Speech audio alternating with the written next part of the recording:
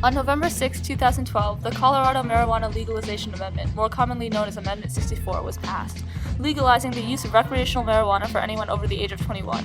This decision marked an important turning point in the years of debate over drugs. Drugs first made an appearance in the United States during the 1800s with opium in the Civil War, which was followed by cocaine in the 1880s.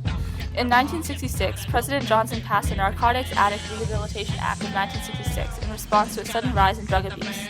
This act stated that narcotic addiction was a form of mental illness and it related drug abuse to alcoholism in terms of severity. Unfortunately, due to a limited budget and ever-increasing demand, this act did not have a significant impact on the drug problem that the nation was facing. However, in 1971, President Richard Nixon declared a war on drugs, stating that America's public enemy number one is the United States is drug abuse. In order to fight and defeat this enemy, it is necessary to wage a new all-out offensive.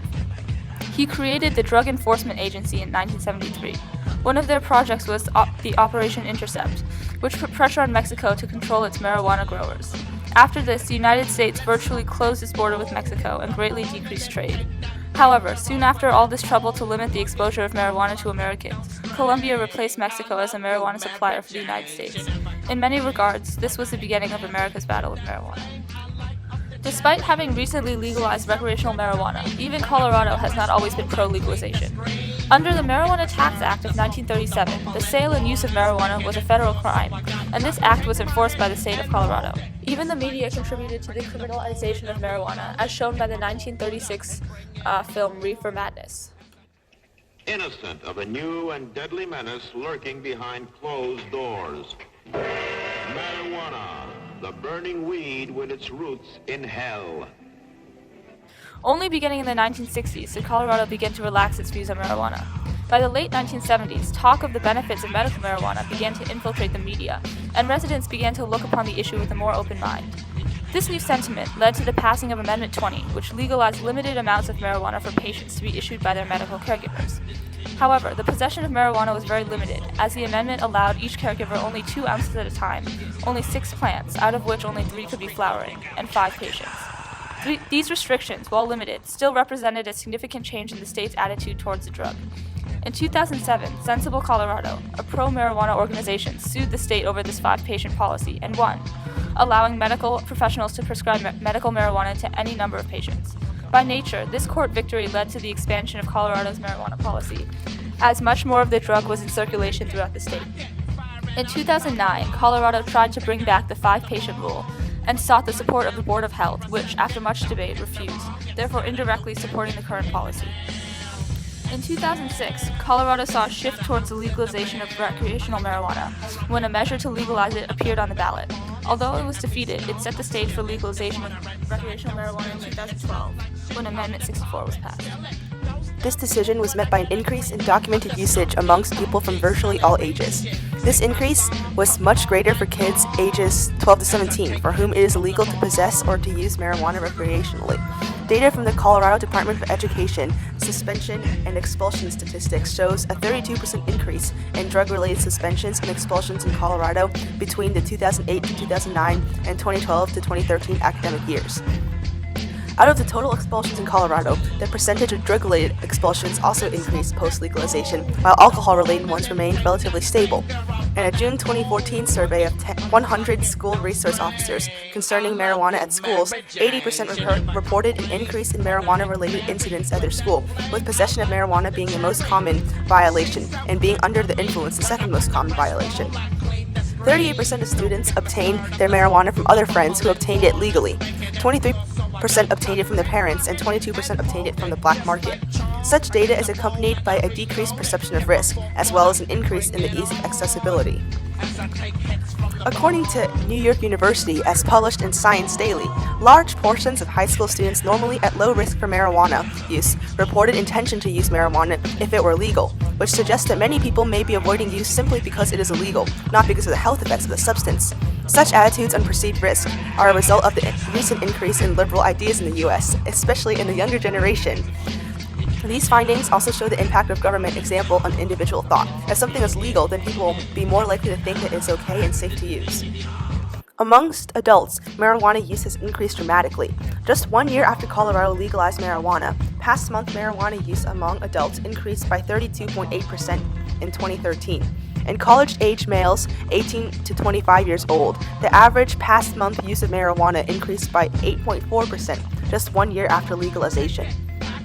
Despite this increase in marijuana usage, the total number of arrests for the 21 and over age group for whom marijuana possession is now legal decreased by 78%.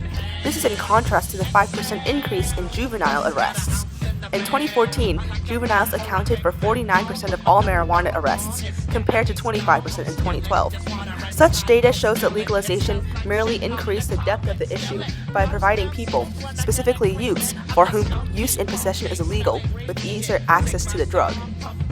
Marijuana usage seems to be tied to income, education, and even sexual orientation. Individuals who attended college reported lower current usage rates, 12%, than those who did not receive a high school diploma or were high school graduates. Interestingly, this trend was reversed when the question concerned lifetime usage. Income level was also related to marijuana use, with 20% of those earning less than $25,000 per year reporting current use, while 12% of those earning between $25,000 and $50,000 a year, and 11% of those earning $50,000 or more reported use in the past 30 days. Sexual orientation was also related to current marijuana use. Those who reported as gay, lesbian, or bisexual reported current use 30% of the time, compared to 13% of those who identified as heterosexual. Race was not a significant predictor of marijuana use.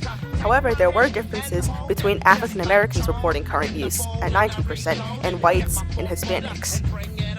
Overall, the legalization of marijuana in Colorado is tied to an increase in usage in the state, most likely because legalization of such a product impacts the views of the general public on the issue. If something is legal, then it is perceived to be okay. This trend seems to have impacted youth the most, as the younger generation generally has a more liberal attitude towards current issues. At the same time, legalization in Colorado reflects national trends as well, since marijuana is being viewed as increasingly less risky throughout the U.S. The impacts of legalization extend far beyond the state of Colorado. Despite the fact that the use of recreational marijuana has been declared illegal by the federal government, the government is not doing anything to stop Colorado's new policy. In August of 2013, Deputy Attorney General James Cole provided many policies for federal enforcement of marijuana use as a federal offense. Two of these are preventing the diversion of marijuana from states where it is legal under state law in some form to other states, and preventing state-authorized marijuana activity from being used as a cover or pretext for trafficking of other illegal drugs or other illegal activity. Despite federal attempts to contain the pro-marijuana sentiment that emerged in Colorado, the feelings are spreading. In 1996, California legalized medical marijuana with Proposition 215, and it is now looking to legalize recreational marijuana as well. As a result, it is very likely that a measure to legalize recreational marijuana will appear on the November 8th ballot. Even Massachusetts is joining in. In the upcoming November election, Massachusetts voters will vote on the Regulation and Taxation of Marijuana Act, which would allow people to possess and use limited amounts of the drug, and would remove criminal penalties for such activities. There will also be an additional tax on the sales of marijuana, which would not apply if the use is medical as opposed to recreational. While those in favor, such as travel writer Rick Steves, argue that treating marijuana use as a health and education challenge rather than a criminal problem is smarter, many, including Governor Charlie Baker, Mayor Marty Walsh, and Massachusetts Attorney General Maura Healey, are opposed to the idea. Reasons for this opposition are not even all moral. Some government officials face the possibility that any new revenue would be vastly insufficient to cover the cost of ambulance rides, emergency visits, and treatment. And in this case, it does not make economic sense to pass this act. However, it is not up to these government officials, but rather the voting population of Massachusetts. Overall, the legalization of marijuana in Colorado resulted in increased usage and a decrease in perceived threat, showing the impact of government on individual thought.